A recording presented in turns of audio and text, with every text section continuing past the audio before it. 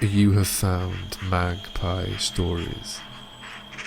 I hope you have a pleasant time listening.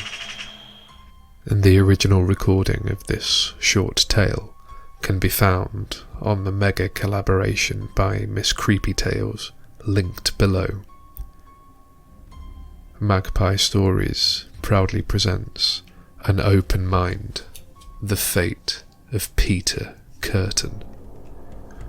Normally I fabricate a tale, twist the imagination. This is not one of those tales.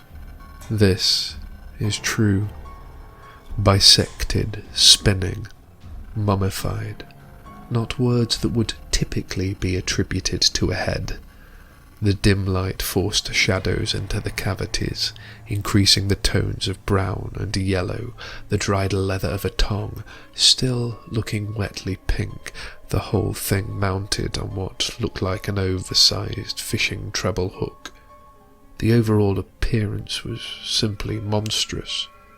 A young family picked its way through the museum nestled in the Wisconsin Dales, reviews from the website calling it delightfully creepy.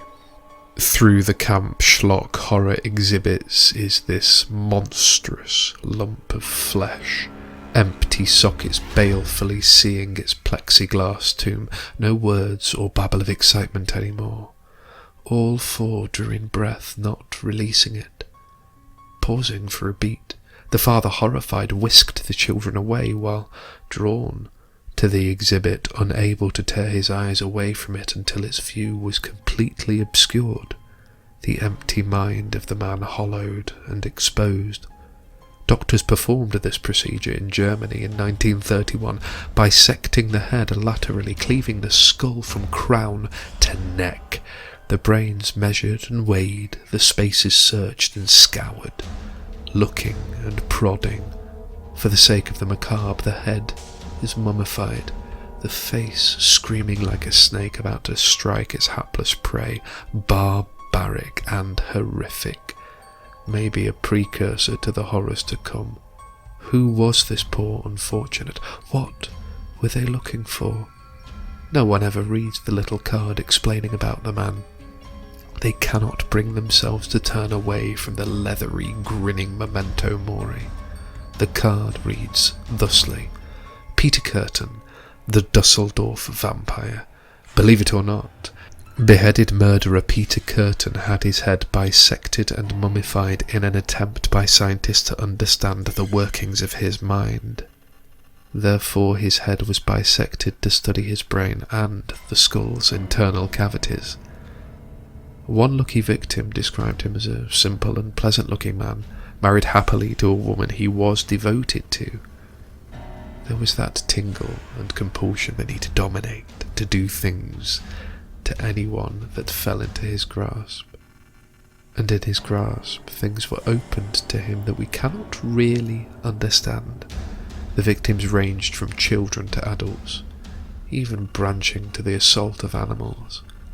He was savage and brutal and a pleasant-looking man, someone who looked normal and fine, someone who would, well, do something unpleasant at the death of those of his victims. I could tell you of Christine or Rudolph. I could, but the response of those he recounted his exploits to at his trial will suffice.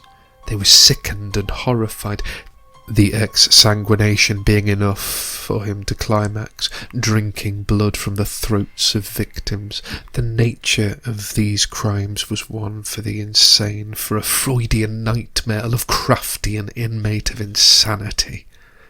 The leading psychologist Dr. Berg and other eminent names from Germany pronounced the result of this maniac. He was legally sane and could control his actions. He could control his actions, but he did not. His final words were ones that chilled all those who heard it.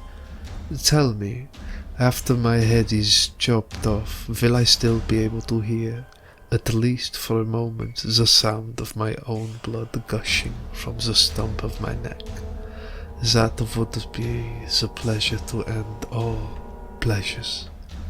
Though horrific, There is more to the head that is macabre and strange, calmly spinning, looking, never seeing anything. So we forget. We let history wash away the horror. We wait to look, watching, knowing it happened to others in books and films. Just ask yourselves this. Do you really know a person? Let me answer for you. Monsters are conquerable and defeated by a hero. Monsters are not real. Even through dead eyes, with the mind open for all to see, we still cannot find the thing that makes us evil. This thing is missing, ethereal, untraceable. The reason he killed was pleasure. We search for meaning rather than admitting a fundamental truth. Lust-maud, murder for pleasure. It is a capacity we all have. That man, the one you saw a while ago, didn't he look very pleasant and completely normal? Thank you for listening to Magpie Stories. If you enjoyed this tale, please subscribe, like and leave a comment. You'll hear from me again soon.